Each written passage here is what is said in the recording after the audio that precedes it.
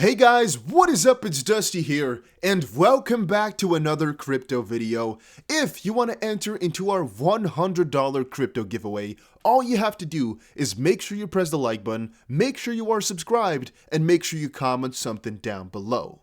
And having said that, I think you guys know that XRP is my favorite cryptocurrency right now.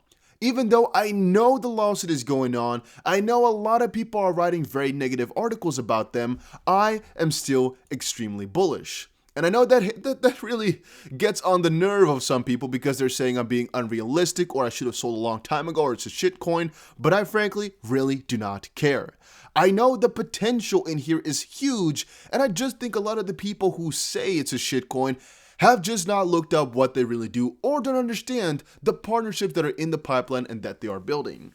Like, for example, the previous episode we made, we already talked about the fact they're getting so many new employees in. That's just something that all these people who are trying to push it down don't hear about. The fact that the company Ripple, for example, which is really the back of XRP development, has so many new employees specifically for XRP. It is crazy if you start to think about it in that way, how much is being done, but people just don't like to see it.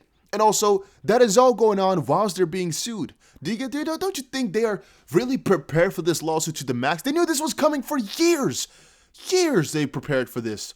Ripple knows what they gotta do. Ripple knows how to counter this all, and they probably would have made way different actions were they afraid of a lawsuit like this. They know. All right? So I'm still thinking as of this point that it is all a call for proper regulation, that it's all elaborately and just done on purpose, because I don't think that this is all an accident. I don't think the SEC really has a bad part against them, has a grudge against them. I think Ripple wanted this, but all right.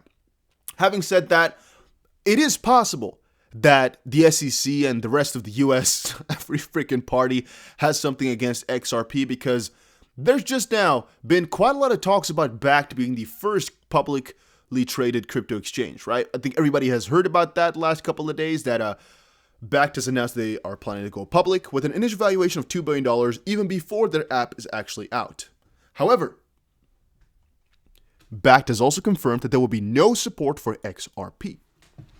And I found this very interesting, because if you read through here, you'll see a couple of interesting quotes. For example, it provides the funding that we need to continue to build the app, again going public, and continue to drive new products and fund any future acquisitions. We believe in the need to continue to drive for regulation around the use of these environments as on-ramps to the financial system, and we see a competitive advantage for the platform that we put together when we think about the regulatory environment within which we work. That is all interesting. However, it is about this last line that really kind of triggers me. Finally, the executive also confirmed that while a host of cryptocurrencies are scheduled to be offered on the platform over the course of the next year, XRP won't be supported, nor is it in the pipeline. Now, had they just said XRP won't be supported, completely fine to me. Because, well, it is being sued right now, and it may be scary to put that in your little offering right now that you were, going to list it, basically. I can understand. But saying it's not included in the pipeline, I really don't understand why. Like, why would you not want to have XRP, which is traded quite a lot and has quite a lot of use cases, on your platform? Why would you not? If you're saying, well, because it's a regulatory nightmare, possibly, so is almost any other crypto, right? And a lot of cryptos are going to be sued eventually. If XRP is being called out in a negative sense, a lot of these other ones are going to be called out as well. Because you just wait. So that's not a good excuse. You can only say, okay, but maybe they would do it later, right? But they said it's not in the pipeline. So then they could have said, well, we want to wait for XRP clarity first or something like that. But they just said it's not in the pipeline. We're not really thinking about listing it at all. Why? And every time I read articles like this, it just really pops back up in my head that these guys, they don't want XRP to succeed for some way, shape, or form, some reason that we just cannot see. It's being hidden from us. And I don't want to really go to those real big conspiracy theories saying XRP is the one world currency, XRP is the this, that. I'm just looking at the facts here and looking at them like, why did they really want to push XRP down? Why did they not want to list it when there's literally quite a lot of use in it and quite a lot of benefits as an exchange to have it on your platform? I just really don't understand. Having said that, by the way, go check out 5 Minute Crypto and go check out GSX. GSX is basically a gold-backed coin, a first of its kind, and right now there's a 22% bonus plus a 5% bonus for using my link, and this goes down every couple of days, so make sure you check it out. A link is down below. Also, go check out Webull if you're from the US, because you can trade stocks and cryptos on here, which is pretty damn cool. Institutional investors are unfazed by the Bitcoin price crash. Crypto financiers are unemotional about Bitcoin's crash, like I am. Like, literally, I've been really happy just looking at the crypto prices fall down. I don't really care because I know ultimately we're looking pretty damn juicy, all right? I know ultimately we're going to be going back up. And if you have that in the back of your head, there's really nothing to worry about. Same for Ethereum. I was happy to pick up any Ethereum below $1,000. Ethereum primed to rebound thanks to whale buyers. Ethereum price touched the low of roughly $900 over the last 24 hours. And I'm very unlucky that I didn't get my $900 Ethereum price order filled, but at least I bought a little bit under 1,000. I'm pretty happy with that because it's already 20% in profit, and I might actually sell that, and I don't really sell that often. But I would be happy to buy crypto once more, in this case, Ethereum under $1,000, XRP under 25 cents, I would hope for, Bitcoin under $30,000, specifically $25,000, I would really be happy with. And that's all because those are the nice little round numbers, right? I mean, Bitcoin under 30,000 is fine, but 25,000 I think is just more worth it because, well, then 4 Bitcoin is going to get you $100,000, which is basically, 4 timing your money. Otherwise, it's like, three timing your money. It's still a lot, but it feels nicer. And I just would like more Bitcoin under 25. I'd feel more comfortable with that. Ethereum under 1,000 because I know it's going to go to its all-time high again, which is about 42% profits if it goes from $1,000.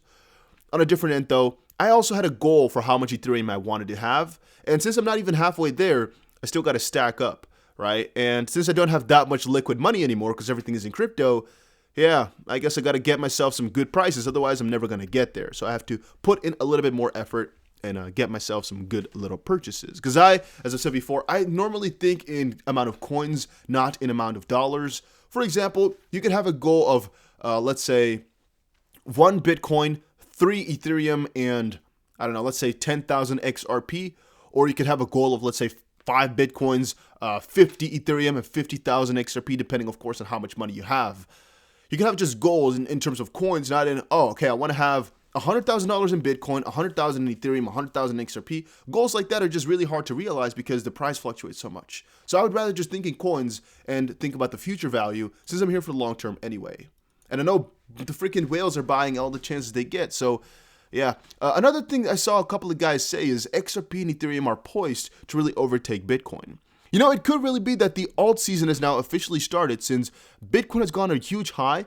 It really went down here. And if altcoins pop up, like for example, right now, XRP and Ethereum are up more than Bitcoin is, if that continues on for a little while, it could actually be that just altcoin season is going to begin where people take profits from Bitcoin and put it over into altcoins, even though I don't think so. It could be. And I think that would be really interesting. However, if you're wondering, again, guys, I think Ethereum is going to hit all-time high really soon. I'm not really too worried about it. However, I just hope to pick up at $900. I really had a couple of orders set right around there. We only hit $920 though. On my exchange, I don't know what we hit, but we didn't hit $900, and I'm a little bit sad about that because I really wanted some more, but all right. This article here was Bitcoin price crash bubble warning.com trade crypto Mark Cuban. And it basically said that this really looks exactly like the dot-com bubble. And even though I've already gone over it saying this is not true, I just wanted to quickly say to you guys again, this could all be a bubble. This is all pretty risky, yet I'm still going on this road anyway because I like it. I like the risk. That's also why I go for projects like GSX because I think, hey, there might be a huge profit margin somewhere, right? You got to kind of try out where other people are not willing to try out. With, for example, this crypto, there's a lot of people who are really trying to sell right now, panic sell and get out, or there's a lot of people who are trying to FOMO at the top. We're all pretty cool-headed, I would say, because we've been in here for a little longer. And I'm talking to most of the people, maybe not you specifically, maybe you've been here for just a couple of days, it could be. Most of the guys watching, though, we've been here for a couple of months, maybe a couple of years, and thus you understand that a minus 20%, minus 30%, it's all part of the game, it's all normal. And if you know that, yeah, nothing phases you anymore. A minus 30, minus 45, it doesn't even phase me, it doesn't hurt me, because I know where we're going to be going eventually, and I think an amount of coins. Then whales are manipulating the market as Bitcoin dips. Also, I always think and always consider that it's a big guy's game. It is definitely not us who are deciding what's happening to the money. It's definitely not us who are supposed to benefit from Bitcoin / crypto going up. I said on Twitter a little bit earlier, they don't want you to get rich. And what I basically meant with that is there are a couple of really powerful, rich people who are trying to manipulate the market in a way that makes them the most amount of money, and you as a little retail investor lose your money. You might be wondering, who are they? These are just high net worth individuals or huge money companies. Basically, I know one company here in the Netherlands who actually trades with about I think it's about $5 billion. And what they basically do is they go for very short trades. They, of course, don't put $5 billion at once exactly normally, but they just go on the Bitcoin market, so Bitcoin to Euro, Bitcoin to USD. They put huge walls as an example, right? And they have some bots for it. I don't know what exactly they do. Because, again, otherwise I would have most likely been a lot richer if I really know exactly what they did. But all right, they go for huge walls, and it builds itself up, basically, where you kind of get a rush of prices, where they just put so much buying pressure that the price on that exchange goes up a little bit. And because it's some sort of arbitrage bot and it sells really quickly in the span of like 3 seconds with just billions of dollars or something like that, it just makes them a ton of money. In a very short amount of time. But it also manipulates the market because it feels like there's a huge amount of buying pressure where people, because they see, hey, look at how many people are buying, look at what a huge whale just bought, they might also buy in. And because those guys are buying in because of basically the FOMO, they sell it again on their hands, or their asses, making the money basically.